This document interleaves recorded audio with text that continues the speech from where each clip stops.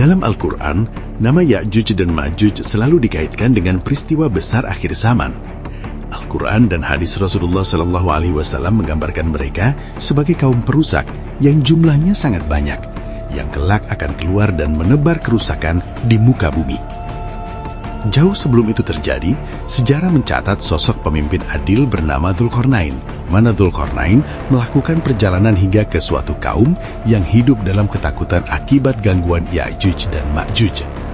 Kaum tersebut memohon perlindungan, lalu Dzulqarnain membangun sebuah dinding raksasa dari besi dan tembaga dengan izin Allah. Tembok itu menjadi penghalang kokoh yang menahan Ya'juj dan Ma'juj selama berabad-abad. Namun Al-Quran juga menegaskan, tembok itu bukan penghalang abadi. Akan datang suatu masa ketika Allah mengizinkan dinding tersebut runtuh.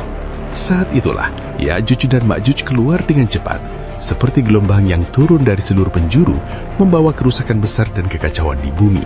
Di tengah situasi genting tersebut, manusia beriman berada dalam ujian terberat.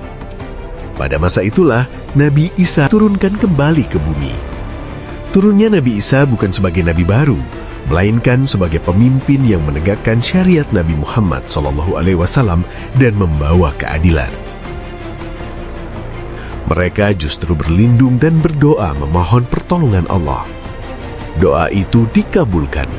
Allah mengirimkan makhluk kecil yang menyerang leher Ya'juj dan Ma'juj hingga mereka binasa secara serentak tanpa peperangan manusia. Setelah kehancuran Ya'juj dan Ma'juj, bumi kembali dipenuhi ketenangan. Bangkai mereka dibersihkan dengan izin Allah, hujan diturunkan, dan keberkahan melimpah. Pada masa kepemimpinan Nabi Isa AS, keadilan ditegakkan, permusuhan lenyap, dan manusia hidup dalam kedamaian yang belum pernah terjadi sebelumnya. Kisah ini bukan sekadar cerita akhir zaman, melainkan peringatan dan pelajaran iman. Bahwa sebesar apapun kerusakan di dunia, pertolongan Allah selalu datang tepat pada waktunya. Dan bahwa kekuatan sejati bukan pada tembok besi atau senjata, melainkan pada keimanan, doa, dan ketundukan kepada Allah. Mencatat bahwa tidak semua peristiwa besar terjadi karena kekuatan senjata atau kecerdasan manusia.